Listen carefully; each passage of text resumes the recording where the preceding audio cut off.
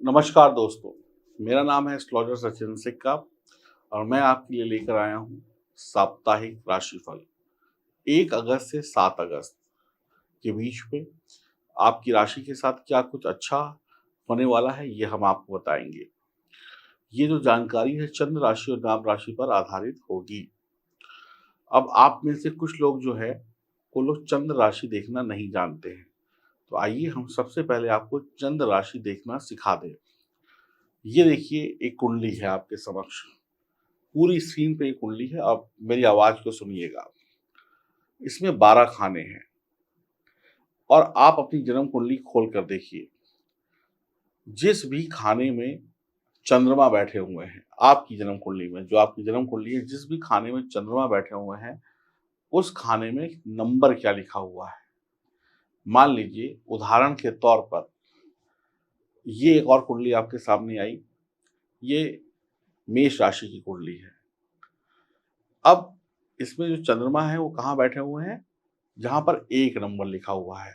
तो इस महिला या पुरुष की जो राशि हो गई, वो मेष हो गई और इनका लग्न भी मेष हो गया।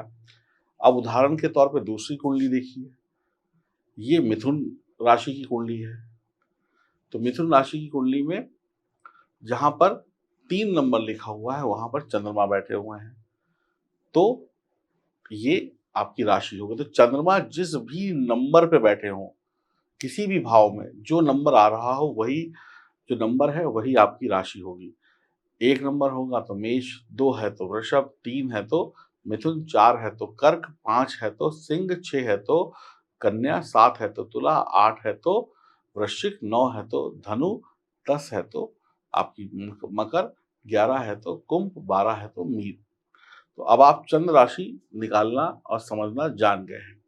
तो चंद्र राशि के आधार पर ये राशिफल हम आपको बता रहे हैं। इसको आप नाम राशि से भी देख सकते हैं, इससे भी आपको लाभ होगा। आइए शुभारंभ करते हैं राशिफल अगस्त के पहले सप्ताह का। इस सप्ताह में एक शुभ योग बन रहा है, श्री लक्ष्मी नारायण योग। यह योग जो है आपको बहुत अच्छे रिजल्ट देगा। श्री लक्ष्मी नारायण योग कैसे बनता है? जब बुध और शुक्र की युति होती है। तो बुध भगवान विष्णु, शुक्र माँ लक्ष्मी है, दोनों मिलकर श्री लक्ष्मी नारायण योग बनाते हैं। जैसा कि लक्ष्मी और नारायण दोनों का जब आशीर्वाद मिलता है तो व्यक्ति पैसा कमाता भी बहुत है और पैसा बचाता भी बहुत है, और भी उसको बहुत सारी पढ़ाई लिखाई हर जगह पे सुख सुविधाएं मिलती हैं। अब आपकी राशि की बात करते हैं कि कैसे बीतेगा सप्ताह। 1 और 2 तारीख को समय मिश्रित फल कारक रहेगा। कभी खुशी कभी गम वाली स्थिति बनेगी। निजी संबंधों की बजाय आपके जो व्यावसायिक संबंध हैं उन पर ध्यान केंद्रित करिए।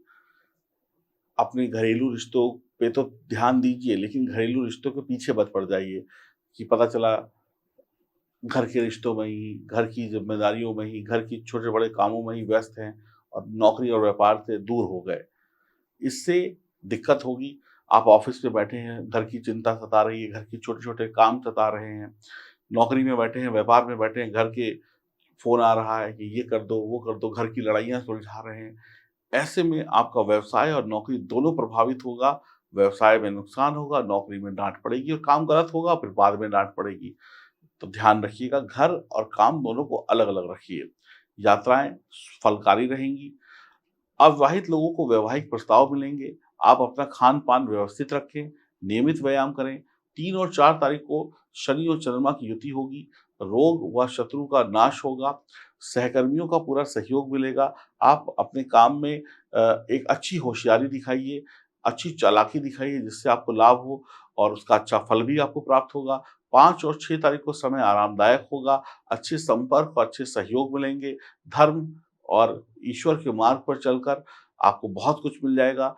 प्रार्थना करिए भगवान से, अध्यात्म की तरफ जाइए, आपको बहुत कुछ मिलेगा। 7 तारीख को ससुराल पक्ष की तरफ से कोई चिंता या परेशानी या कोई ऐसी खबर आएगी जिससे आप परेशान हो जाएँगे। माइग्रेन या सर दर्द आपको परेशान कर सकता है। इस सप्ताह में आपको अपने बेहतर स्वास्थ्य की तरफ ध्यान देना होगा, वरना सर दर्द और माइग्रेन बार-बार परेशान करेगा और आपको छात्रों को भी थोड़ी अच्छी मेहनत करने की आवश्यकता हो। वैसे अच्छा करेंगे लेकिन थोड़ा-सा और एक्स्ट्रा एफर्ट डालने होंगे। इस सप्ताह में आपको बहुत ज़्यादा चीज़ों को समझने की आवश्यकता होगी। घर, परिवार एक तरफ, काम एक तरफ।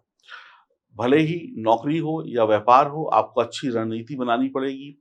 घर की चीज़ों को निपटाने के लिए अलग रणनीति, व्यापार की अलग रणनीति, नौकरी की अलग रणनीति, तभी आप सक्सेस हो पाएँगे। जो लोग विदेश जाकर शिक्षा ग्रहण करना चाहते हैं, उनके लिए समय अच्छा रहेगा। आप शनिवार के दिन हनुमान जी के मंदिर जाकर हनुमान जी को क्या कहते हैं, चमेली का तेल अर्पित करें, सिंदूर अर्पित करें, उससे भी आपको बहुत अच्छे लाभ मिलेंगे। और जानते हैं कुछ और विशेष उपाय। देखिए, हर सप्ताह में 7 दिन होते हैं, लेकिन ये 7 दिन ज़िंदगी के हमें 7 नए-नए सपने दिखाते हैं। तो आइए, हम अपने सपनों को पूरा करने के लिए किसका सहारा लेते हैं? अपने सपनों को पूरा करने के लिए हम भगवान की भक्ति का सहारा लेते हैं। मैं आपको 10 बातें बताऊँगा जल्दी से 2 मिनट में। इन बातों का अगर आपने माना तो ये सप्ताह बहुत बेहतर जाएगा। पहला काम, सुबह जल्दी उठिए और रात को जल्दी सो जाइए। पहला नियम बनाइए। दूसरा नियम, जब भी घर से बाहर जाएँ तो भगवान का नाम लेकर घर से बाहर निकलें और रास्ते में आपके ऑफ़िस या आपकी दुकान में जाते समय रास्ते में जो भी मंदिर, गुरुद्वारा या धर्म स्थान पड़ता है, आप किसी भी धर्म के हैं, वहाँ पे मत्था ज़रूर टेकें। नहीं अंदर जा सकते, हाथ जोड़कर भगवान को नमस्कार ज़रूर करें। नंबर तीसरा काम, अपने साथ जितनी आपकी यथाशक्ति आपकी शक्ति है, अपने साथ कोई ना कोई ऐसी चीज़ लेकर जाएँ, जैसे पानी की बोतल ही क्यों ना हो, छतरी हो, जूता हो, चप्पल हो। किसी गरीब व्यक्ति को कम से कम सप्ताह में एक चीज़, जो ज़रूरतमंद है उसकी ज़रूरत की एक चीज़ आप ज़रूर दें, इतना दान ज़रूर करें। अगला काम, चौथा काम, आप जब भी अपने काम में हो, अपने नौकरी में हो, अपनी जगह पर हो, जहाँ पे भी बिज़नेस हो, वहाँ पे जो आपके सीनियर हैं और आपके घर में जो आपके सीनियर हैं, उनका सम्मान ज़रूर करें। 5वां काम, भगवान सब कुछ देख रहा है, तो भगवान से चोरी ना करें, किसी से बेईमानी ना करें। छठा काम, आप वही खाएँ जो आपके शरीर को सही रखे, जिस जिस चीज़ को खाने से आपको आलस ना आए, वरना काम कैसे करेंगे, आलस आएगा। अगला काम, मांस, मछली इन सब का त्याग करें, शराब का त्याग करें। अब ये बात हो गई आपकी 8वीं बात। 8वीं बात ये है कि किसी भी महिला का या किसी भी गरीब का या किसी भी बच्चे का या किसी भी जानवर का आपकी तरफ से कोई ऐसा काम ना हो जिससे उसको तकलीफ पहुंचे। इस बात को ध्यान रखिएगा। अगला काम, कभी भी ये मत कहिएगा कि आप नौकरी में नंबर 1 हैं, आपको सब कुछ आता है, आप बहुत अच्छे व्यापारी हैं। हमेशा ये कहिएगा कि आप तो अभी सीख रहे हैं। जब आप सीख रहे होते हैं तो भगवान आपको सिखा रहे होते हैं। जब आप कहते हैं कि हम सब कुछ सीख गए हैं, तो भगवान भी सिखाना बंद कर देते। तो हमेशा भगवान के सामने अपने काम में स्टूडेंट बने रहिए, कुछ ना कुछ सीखते जाएँगे जिसका लाभ सारी ज़िंदगी मिलता रहेगा। अंतिम काम, जब अपने नौकरी से, व्यापार से घर वापस जाएँ, तो कुछ ना कुछ ज़रूर लेकर जाएँ, खाली हाथ ना जाएँ। भले आप 1 किलो आलू ले जाएँ, आधा किलो मिठाई ले जाएँ, कुछ भी ना हो, मान लीजिए भूल गए, कुछ भी नहीं ले गए, तो आप कोई फूल, कोई पत्ती, कोई घास का टुकड़ा ही घर ले जाएँ, लेकिन खाली हाथ घर ना जाएँ। ये 10 बातें थी बहुत छोटी-छोटी, लेकिन इनके फ़ायदे बहुत हैं। करके देखिएगा और भगवान का नाम लेते रहिएगा। आपके सभी काम पूरे हो जाएँगे। और अंतिम 11वीं बात यहाँ पर मैं ऐड कर देता हूँ, वो ये है कि जब आप अपने घर वापस आएँ, खाना वगैरह खा लें, तो कभी भी अपने गीले पैर लेकर बिस्तर पे मत जाइएगा। जब भी जाएँ, तो अपने पैरों को तौलिए से, टॉवल से पोंछ कर ही बिस्तर पर जाएँ। कुछ लोग क्या करते हैं, बाथरूम में जाके अपने गीले-गीले पैर लेते हैं, सीधे पलंग पे चढ़ जाते हैं, बेड पे चढ़ जाते हैं, फिर उसी चद्दर से, रज़ाई से, कंबल से पोंछ लेते हैं। इससे धन हानि होती है। पैरों को पोंछ कर ही बिस्तर पर बैठे फिर आराम से सो जाएँ। अगर आप अपनी जन्म कुंडली बनवाना चाहते हैं, दिए गए नंबरों पे संपर्क कर सकते हैं। नमस्कार।